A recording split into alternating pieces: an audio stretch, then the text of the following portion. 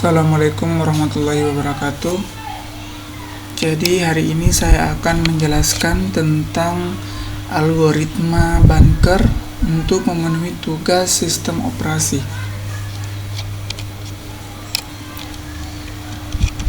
Jadi yang pertama yaitu pengertian algoritma bunker. Algoritma bunker merupakan salah satu algoritma penanganan terjadinya deadlock. Algoritma tersebut disebut algoritma bunker karena simulasi atau prakteknya itu dari algoritma ini mirip dengan sistem bank atau bankir di bidang perbankan. Algoritma bunker ini dikemukakan oleh Edgar W. Dijkstra dan merupakan suatu simulasi sistem perbankan yang diibaratkan untuk menghindari deadlock. Kemudian penggunaan algoritma bunker. Algoritma bunker ini digunakan agar bank tidak kekurangan uang, sehingga pada saat nasabah melakukan penarikan, sejumlah uang bank tersebut tetap pada kondisi safe state atau dalam keadaan aman. Jika nasabah tidak mendapat penarikan uang, maka bank berada pada kondisi unsafe state atau keadaan tidak aman. Maka nasabah harus menunggu hingga ada tambahan uang dari nasabah lain.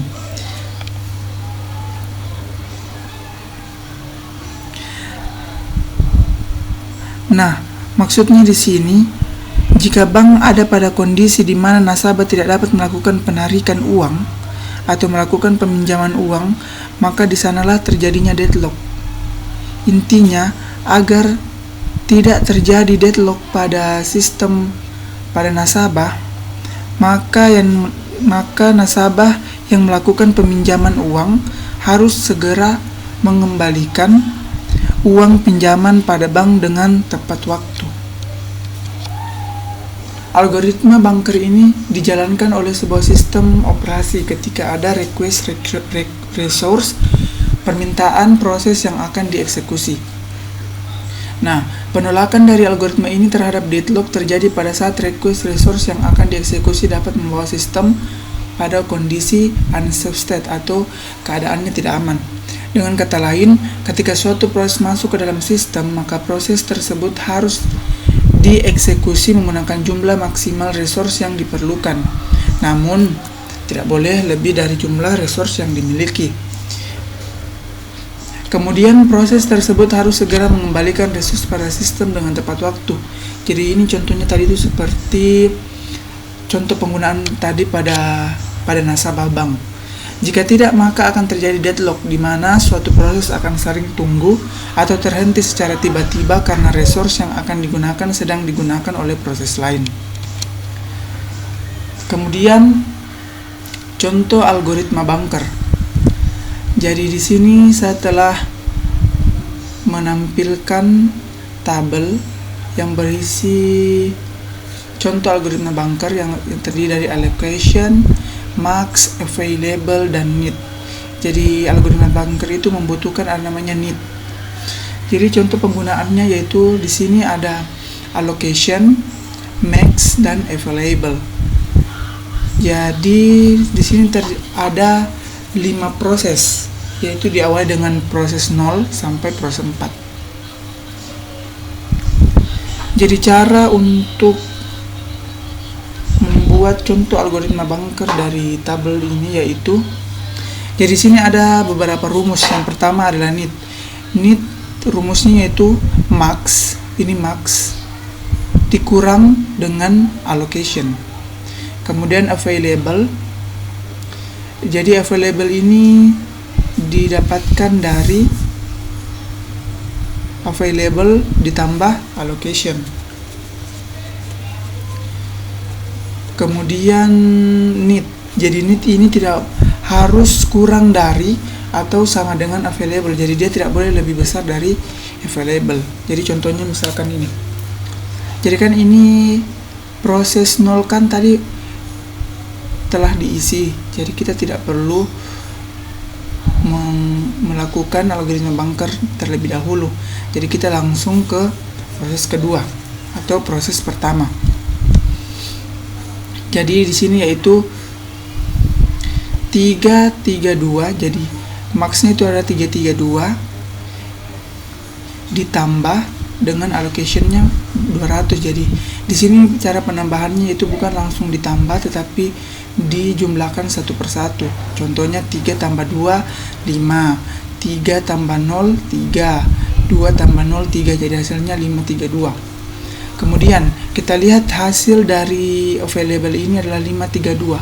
Apakah 532 ini lebih kecil atau lebih besar daripada need yang di dalam tabel tersebut?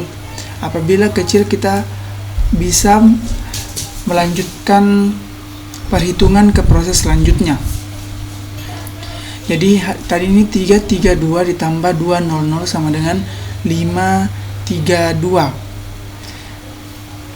532 di sini 532 lebih kecil daripada 600, sedangkan need harus lebih kecil daripada available.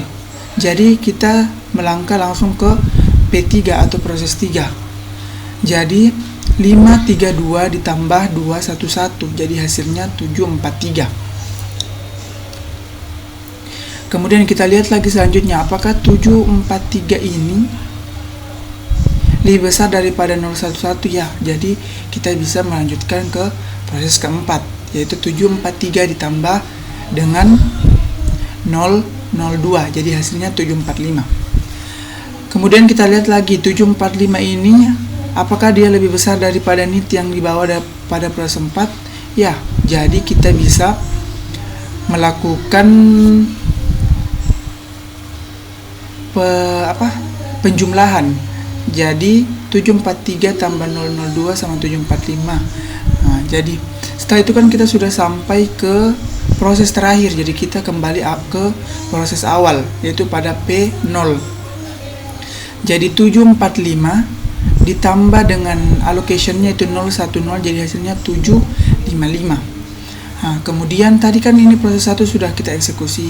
Jadi terakhir kita mengeksekusi proses kedua, yaitu 755 kan sudah lebih besar daripada 743. Jadi kita bisa eksekusi. Jadi 755 ditambah 302 sama dengan 1057. Bukan dibaca 1057, tapi 1057.